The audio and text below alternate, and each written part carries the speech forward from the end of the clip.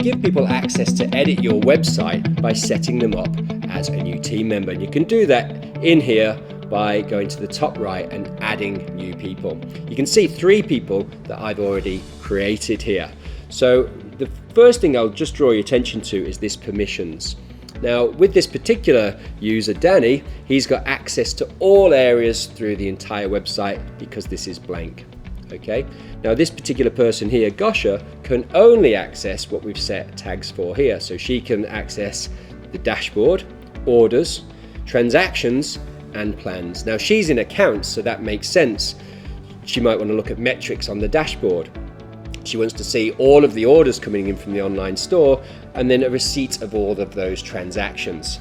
And then she might want to look at plans, which is the billing and invoices from the mobile platform. Pretty straightforward. Well, let me just show you how we set up these permissions. So I'll use myself an example, and let's pretend I'm an external person that writes content for the website.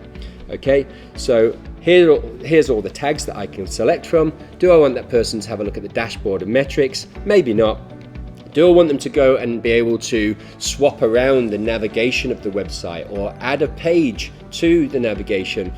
That's questionable, but in this case I trust this person, so I'm going to give them access to the navigation. Pages, definitely they can go and create new pages in the pages area.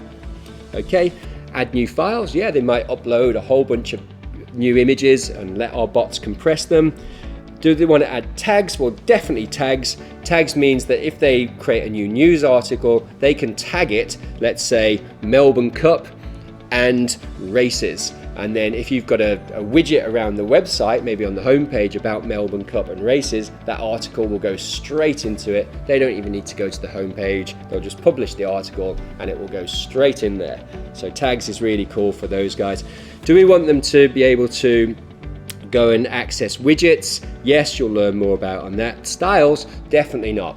We do not want this person to be going to swap the colors and the fonts. We're going to lock those down in the very next 2 episodes.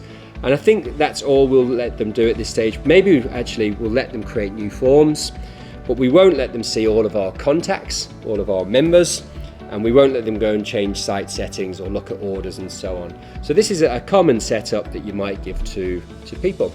And at which point, when you're happy, you just press save. So the other thing to notice, if you can change your credit card information that you pay us with your $9, and that will go up as you add more pages, as we've covered. And then you can also access your invoices and download them anytime from the invoices tab.